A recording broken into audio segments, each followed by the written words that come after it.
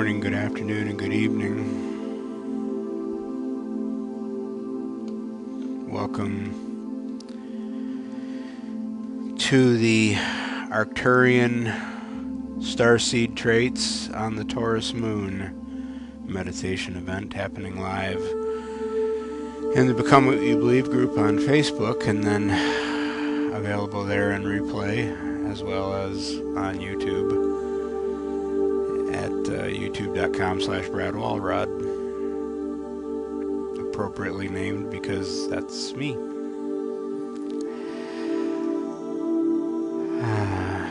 We will be, this is our fourth in the series.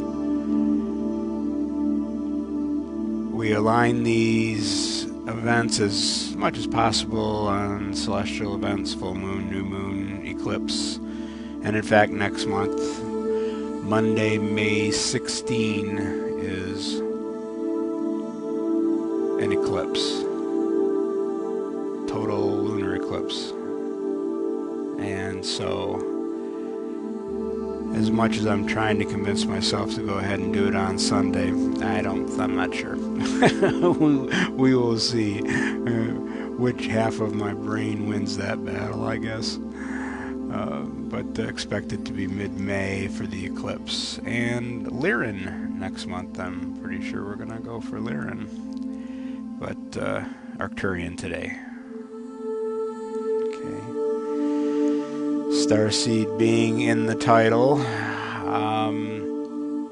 Just briefly remind people that Starseed is generally considered someone who's pretty new to being incarnated on Earth, but has had many lifetimes off-planet, and has specifically decided to join us here at this time to help humans and Mother Gaia to advance smoothly, swiftly, or just advance in their sadhana or spiritual path, bringing what they've learned and experienced on whatever planet or planets they're previously associated with. Working hand in hand with starseeds are forerunners. And those are considered to be people that have been born many times on Earth, but not necessarily off-world. And they have the same goal, using their experiences that they've learned over many lifetimes, to be a forerunner, be, helping, lead people on their paths as much as possible, as much as accepted. Okay, so as we've been doing with each of these series, do a little breathing exercise before we get started, and I'll explain it briefly. You extend your stomach, let the diaphragm drop, take several short inhalations until you've filled your lungs. Hold that for a couple of seconds, whatever's comfortable, and then bring your stomach back in, which forces the diaphragm back up, and the air slowly gets released from your lungs. And at that point, also hold for a couple of moments. And repeat 2 more times, so we'll do it 3 times altogether. Don't worry if you're slower or faster than the guy on the camera. Okay, let's begin.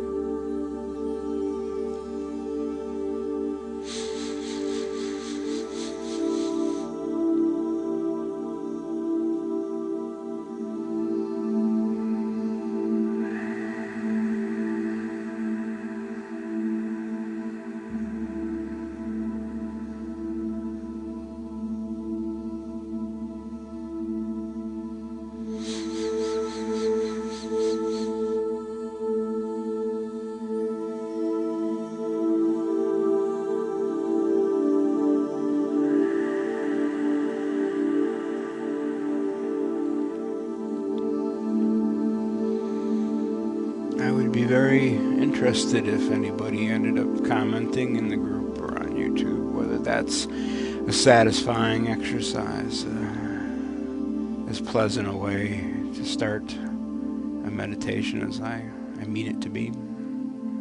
Okay.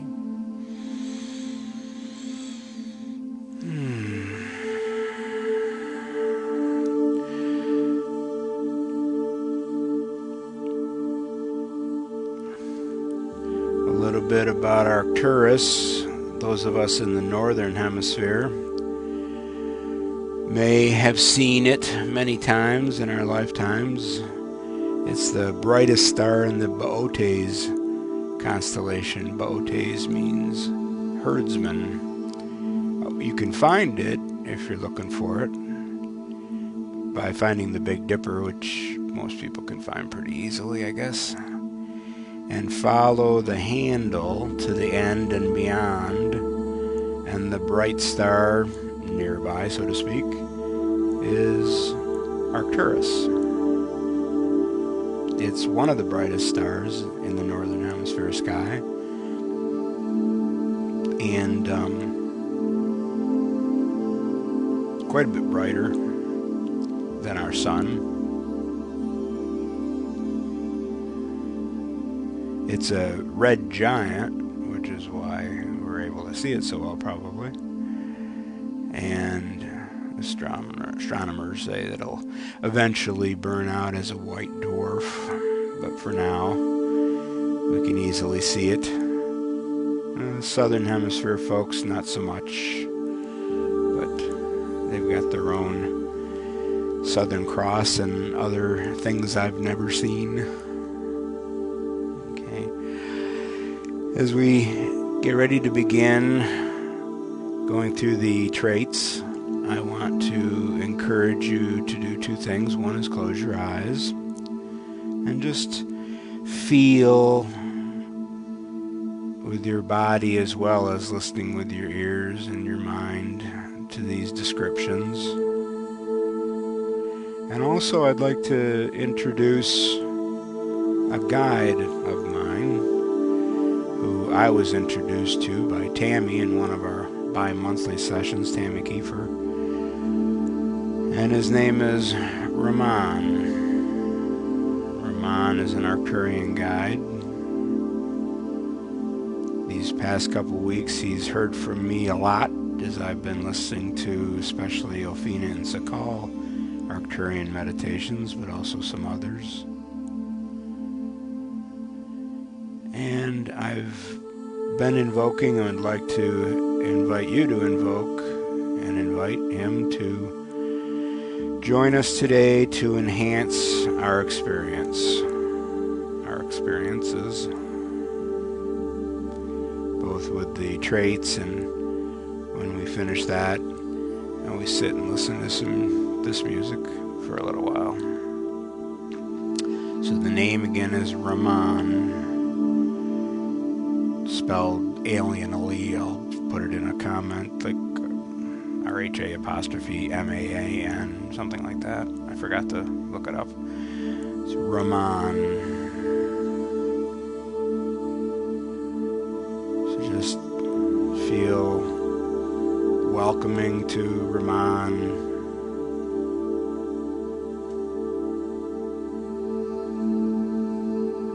Asking for his assistance. Okay. Let's get into the traits now. First one is applicable to what we just discussed about Arcturus, I suppose. It's that you feel drawn to the sky at night. A lot of Arcturian starseeds remember their origins and long for the freedom and peacefulness that the night sky symbolizes. This also could very much influence your sadhana, your spiritual path, and that you explore astrology for your own personal use, and that could spill out beyond friends, also into a business of doing readings and drawing up charts for people. Also, the business could take a astronomy versus astrology turn. You could find yourself working at NASA or the SETI project. As long as you're looking upward, you're probably going to be happy. Arcturian starseeds tend to feel detached from social status. You feel like the social hierarchy is a human construct that breeds inequality, and that you do not go for. You don't think of yourself or any other people as being superior or inferior to each other.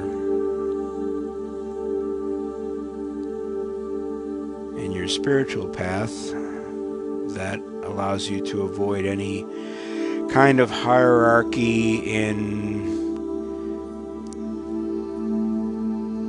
learning and teaching and being involved in groups and thinking one person's better than the other, or whoever sees lights is doing it right and whoever hears sounds is better than you, and you don't let other people make fellow meditators feel inferior because they may not have the same experiences. This makes you a good meditation teacher, seeing everybody, all students equally, not just at various spots on the path, but with various inclinations because of what they've chosen to do and be this lifetime. As you can imagine, in a career,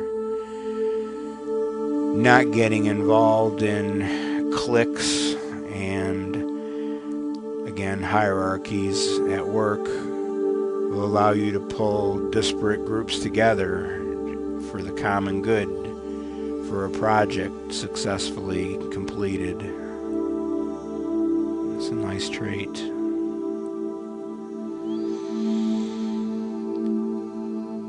Similarly, you're going to feel empathy as an Arcturian starseed, to the point that if you don't help someone who you feel needs it, you may feel a strong sense of guilt. This can be a real motivating factor, but it's also an opportunity for a lesson.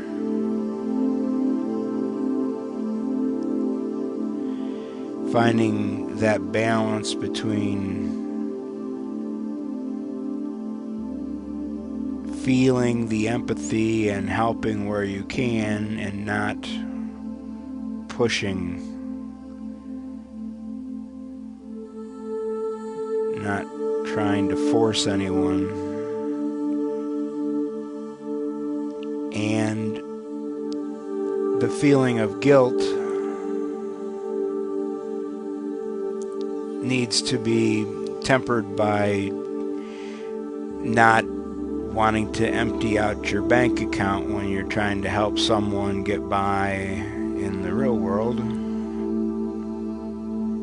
yet still be able to find a way to help them, help themselves, help their family, their kids. There's a lot of potential for this one.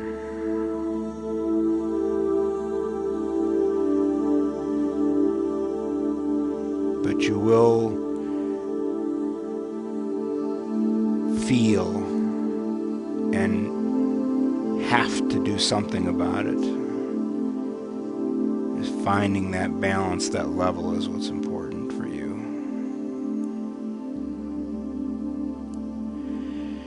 You're interested in ancient civilizations, thinking that a lot can be learned by studying them. And you try to implement the lessons of history to create a better future. In your sadhana, you might find that you're drawn to learning and chanting Sanskrit, for example. you study what's been channeled about Atlantis and Lemuria, with a special emphasis on learning the lessons. They say that we're in a parallel of Atlantean advancement now, and we better learn the lessons from then so as not to have our civilization disappear like theirs did.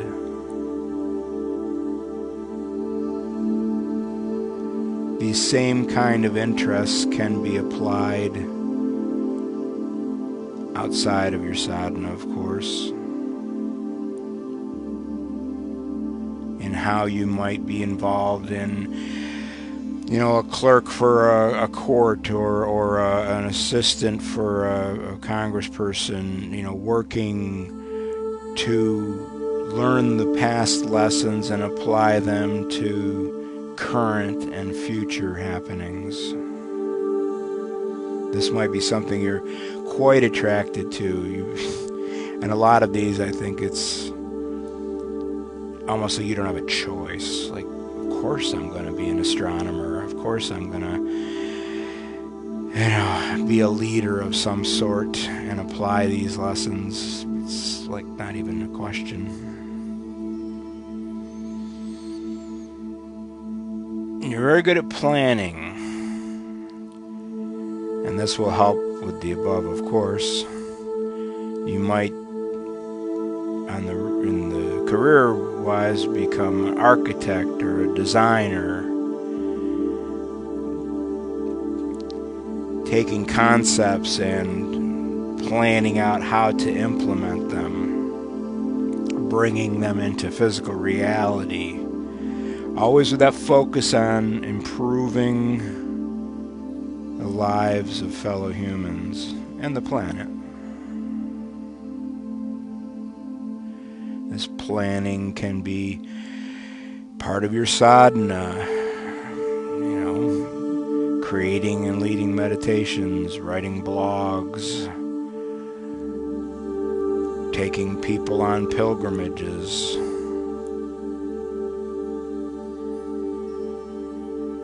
Not everybody wants to lead something like that, but you may very well be great at it. And the same thing with the next, and that's being organized. Person of your word, sticks to a routine, and feeling stressed when things are left to chance. Organization is a skill that comes easy to you, and you use it to enhance your productivity. For example, I almost, not every time, but in many weeks I know what meditations I'm going to be doing, or at least what type of meditation I'm going to be doing pretty much every day for the next week. And that would be anathema to a lot of people. I know that. Believe me, I know that. But, that's the way I am focused on my spiritual path. I'm looking to wring every possible bit of energy out of it. I smile when I say it. There's no apologies involved in this, none whatsoever. I'm organized and I plan and I figure out, the last couple of weeks it's been a lot of Arcturian meditations. And there's, to lead up to here to hopefully bring as much Arcturian energy as possible. I planned to have a half an hour before we went live so that I could listen to the wonderful one I listened to yesterday. A little bit of it. It was a long one, but I listened to some of it today to help bring this energy involved in our event.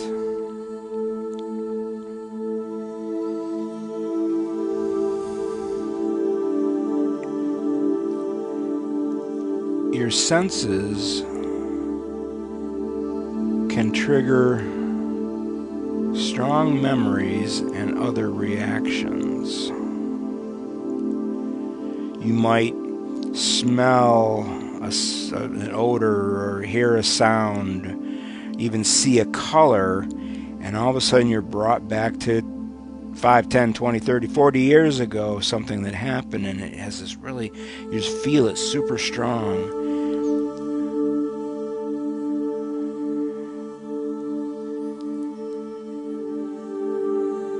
And these sensitivities can be explored in your sadhana, in your meditations, in whatever you're doing to raise your vibration. You might relate to certain music or light language, spoken or sung or written. And, as you explore the different options, you might find that certain ones at certain times will really bring you a lot of peace, energy, advancement.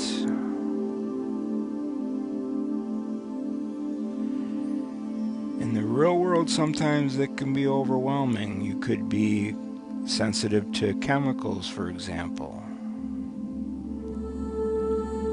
Sensitive to light. It could be one or both or all of these things. I'm pretty good with most of them. It's light. I'm sensitive to light. And sometimes this can manifest in the form of synesthesia. It's a fascinating syndrome where you might see a color and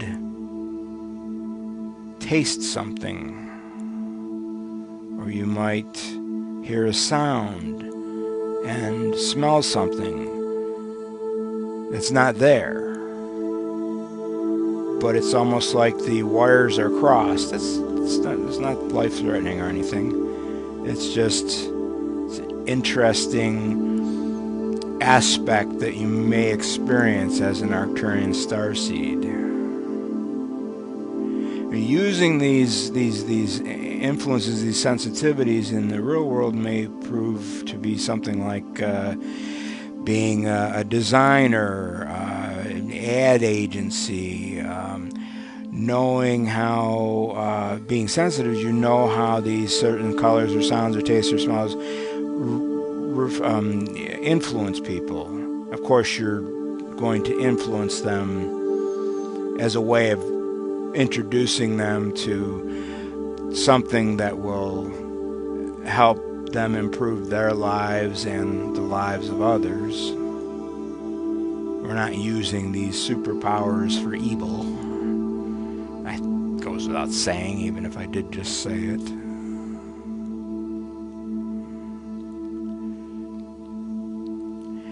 And you are focused on a better future.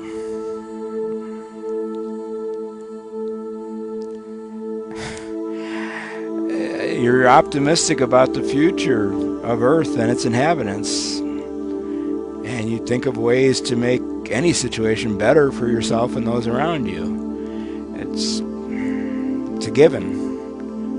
We all get bummed if we watch too much news at once, but overall,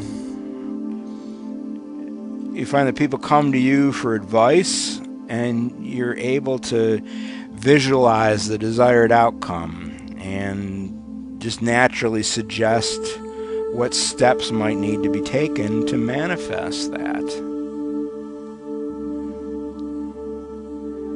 I believe that technology is a positive thing, and used responsibly, it could solve many of the current problems.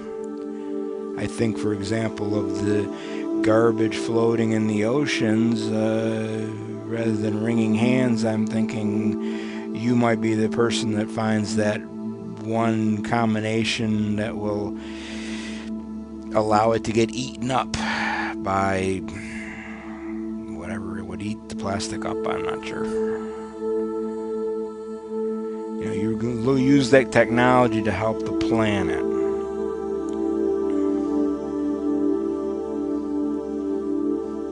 There's no ceiling on the level of progression that could be made on this planet.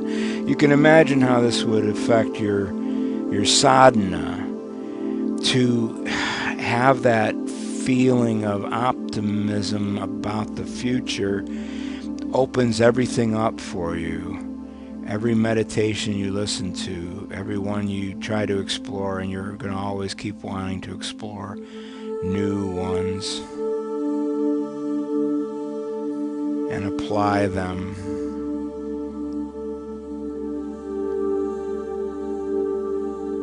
In your life, the lives of other meditators with whom you're gathering.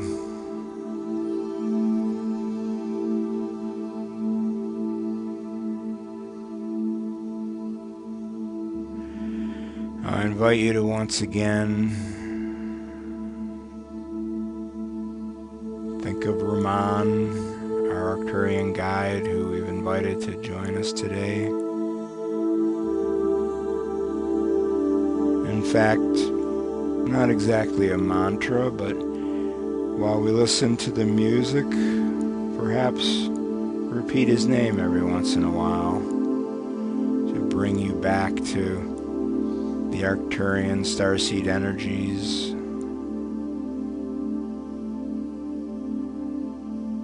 To tie in with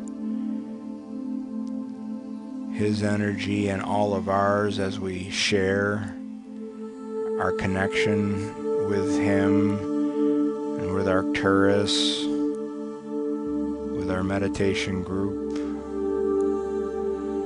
And this definitely applies for all who are watching live and the replay. This is all happening in the quantum.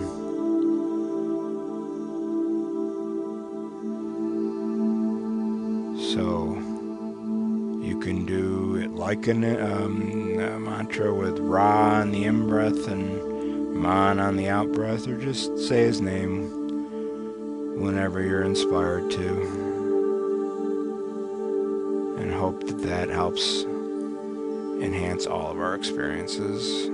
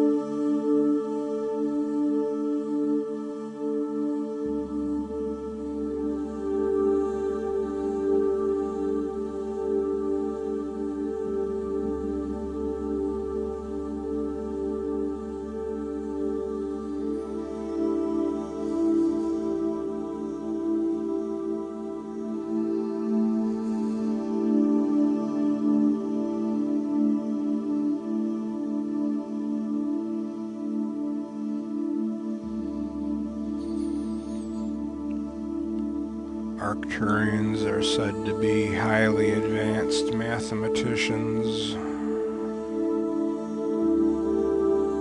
So it's no surprise that an Arcturian starseed might be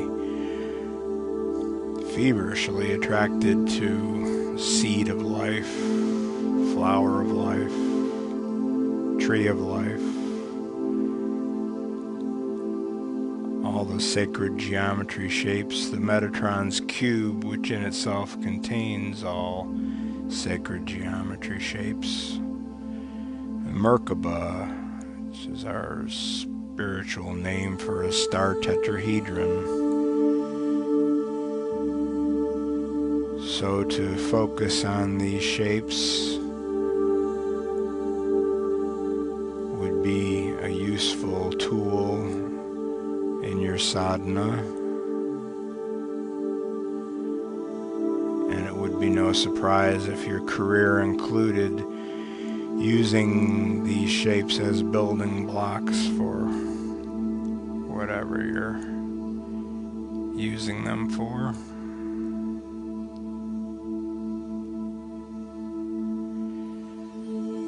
On the group YouTube channel, youtube.com/BradWalrod, the most recent created playlist is called ONS Arcturian Meditations, and among the 7 on the list are 3 amazing meditations that focus on Merkabas in ways I'm not even going to try to describe.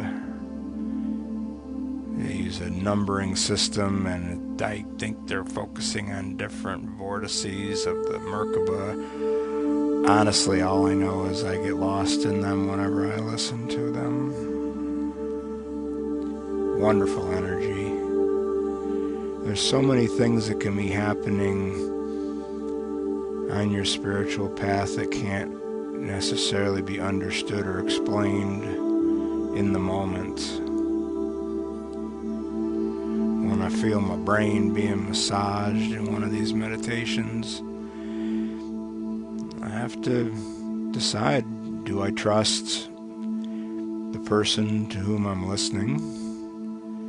And more important, do I trust myself to not allow some demon into my spirits, I mean, I giggle, but it's serious. Do you trust yourself to know when you're going forward, know when it's right?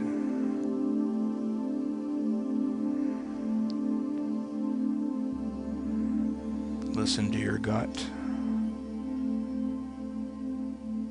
Explore your feelings. And by all means, enjoy your path.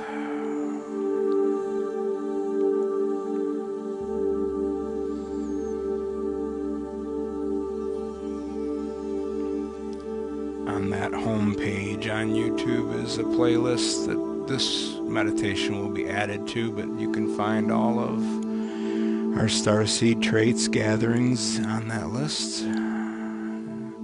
And right next to it is a playlist for all of last year's Archangel and Chakra gatherings. So, lots of good stuff if you're interested in checking it out. For now, with all my love, always, namaste.